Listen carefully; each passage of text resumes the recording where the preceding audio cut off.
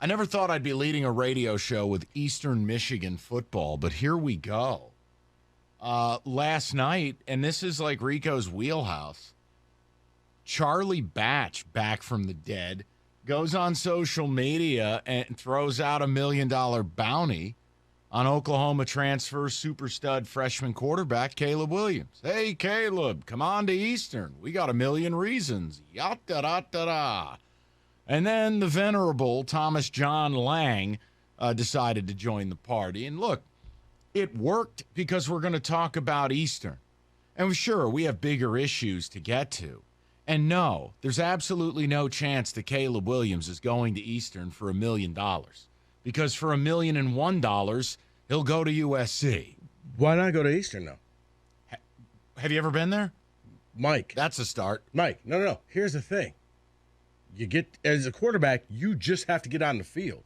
You go to Eastern, they're going to tailor it exactly how you want. You go there, you play your year, you're gone. Right. If you've ever wanted to play football in the television series The Walking Dead, that's where you would go.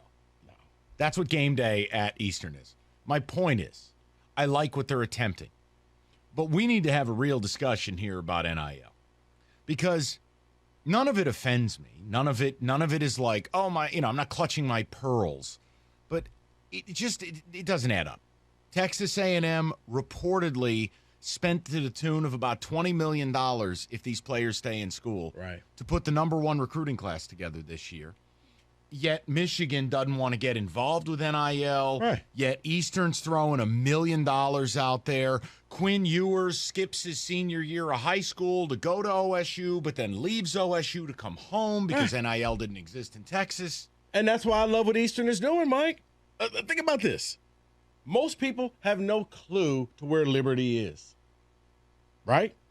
But Malik Willis left Auburn, went there, and maybe a first-round pick in the NFL draft. Okay. No, it's possible. I get your point. I just think he stinks. But if you go to Eastern, you're going to go up against Western and all these other MAC schools. You'll have enough tape that, maybe you can catapult yourself to the tip top. You can become the next Trey Lance. But what's your viewpoint on this, people? Like, see, this is where I want to know what the college football fans' reaction is to it. I don't care. I mean, Eastern's got a very well-heeled booster behind all of this. Someone that TJ golfs with at exotic locations. This guy's loaded. What I said to TJ when I talked to him last night, I said, you're doing this wrong. I said, A, put up $5 million. Really be a story. For $5 million, there are not many schools that are even going to attempt to match that. You'd actually have a chance of getting the kid. But two, the $5 million would make you an even bigger story. I said, but you're doing it wrong.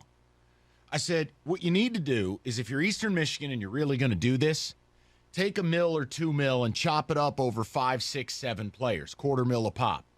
Go get legitimate roster upgrades that are going to help you dominate the MAC. Start there. Just go out every year like Western did under Fleck and go win 10 or 11 games. Go out and bust somebody's ass in the non-conference. Upgrade the roster, $250,000 a pop. No. See, that's nickel and diamond, Mike. How? Because you're just getting this. I don't know if I want to go play for Eastern for that. Caleb Williams is there. Now you have receivers who say, NFL scouts are going to be looking at him. He's got to throw the ball to somebody. I'm your man. I'll catch your passes. Now you're going to have offensive linemen saying, somebody's got to block for you, Caleb. NFL scouts are going to be watching you every game. I'm your man. Yeah, but now you're talking about a level of money that I don't think they're willing to spend. I get your point. I think they're misguided. No, I think we should just run the whole project. If you can lock him up, you lock him up for $1 million, then your strategy works. You can pick up these other people. Right, but you can't get him for $1 million. You know. I think you could get him for $1 million. No Mike. way. Why not? Because if $1 million and you're guaranteed to start. There is nobody for in front of you. $1.001 million, he can go to an actual school with real facilities. Sorry, Eastern. I mean, come on. So $1.001 million, you go to USC, and now you're battling it out with some. He's going to battle it out with nobody. He's going to battle it out. How did he get the job this year? Who was in front of him? A guy who's presumably the number one pick in the draft. Okay, so who's in front of him at USC? No one. No. Lincoln Riley's the coach. He wins the job. You got the kid who decommitted from Oklahoma and is now going to USC. I forgot the top QB. Look, I don't know. And you know what? About You go- six you go people to- in town know, so You I go don't to really care. you go to Eastern Michigan. There is no Throw the competition. number out. I think that's absurd. But go ahead. Who cares? It's not even the main argument. The point is, does anyone have a problem with this? And when we look at it, haven't we lost cabin pressure when Eastern Michigan University's putting $1 million bounty out there? That's how you know we got to fix this thing. It's just dumb. What needs to be fixed? Well, there needs to be some form of regulation. I loved it. When I saw that, I sent it to you immediately and was like, yes, Eastern is now entered the building. I don't know. 248-539-9797. I loved it. I like the fact that Eastern, they swung for the fences. Probably, you're right. Probably not going to get them, but now they're a story, and they're telling people, hey, if you're good enough, we'll find some money to get you here. The people it should really upset are Wolverine fans.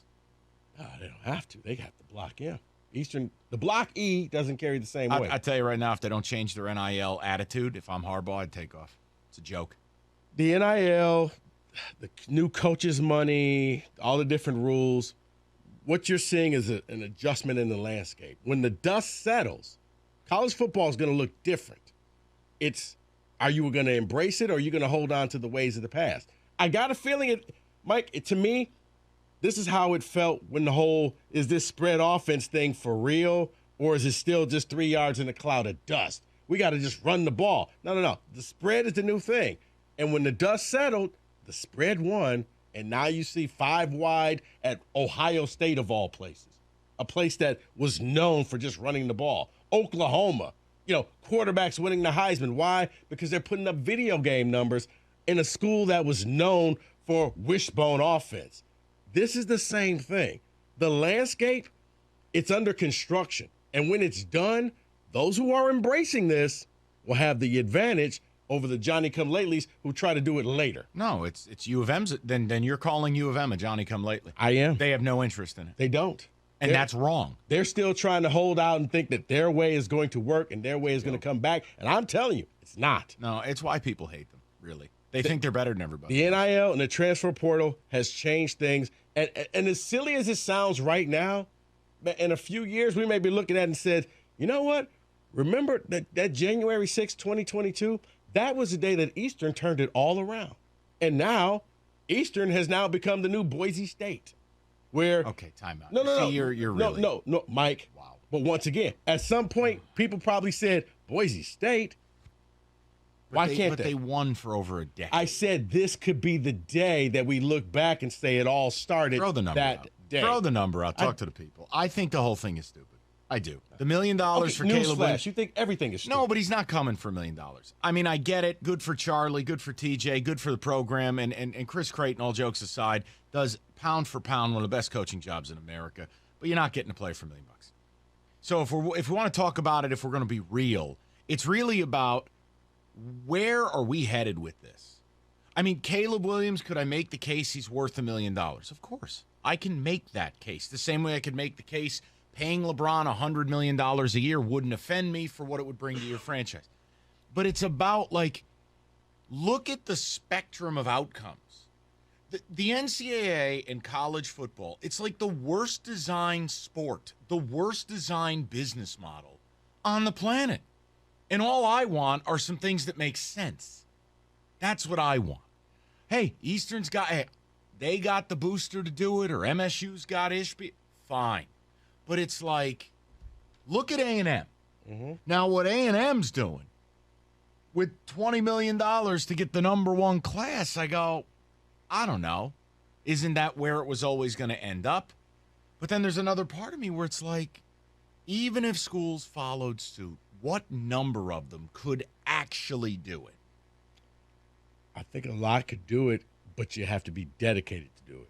You can't half-ass. If you're, in all seriousness, if Eastern really means to do this, Mike, they could pull it off. They could get it done.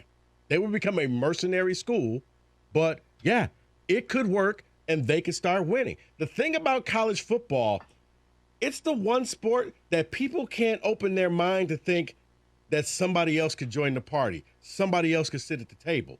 We're so conditioned to think that only 10 schools can ever do anything and everybody else is just cannon fodder. Whereas with this NIL and transfer portal, you know what? I want to buy my way in. I got new money, and I want to buy my way into this club. I guided TJ to a player they could actually get. I told him, I go, you're on crack if you think you're getting Caleb Williams. I said, but I got a player you could go and get. I got him a quarterback. It's up to him. They want to go get him. Who'd you get? You're going to laugh. It was Cameron Ward, the kid who took over for Bailey Zappi at Incarnate Word, or whatever. Well, he was at was it Houston Baptist or whatever? But Baptist, Incarnate Word, they sling it. This Cameron Ward kid hit the portal. Go get him. That's a kid. You bring him up here, you throw it 50 times a game, you can be all right. You're not getting Caleb